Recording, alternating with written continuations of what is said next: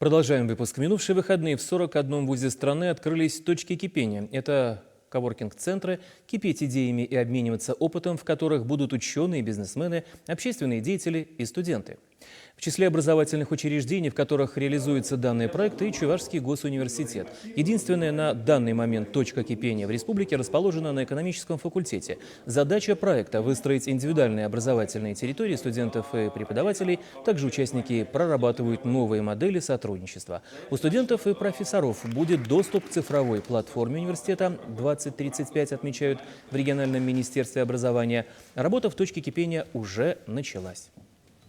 Мы запланировали больше 200 мероприятий, хотя, конечно, надеемся, что их станет еще больше, когда мы начнем взаимодействовать с новыми сообществами.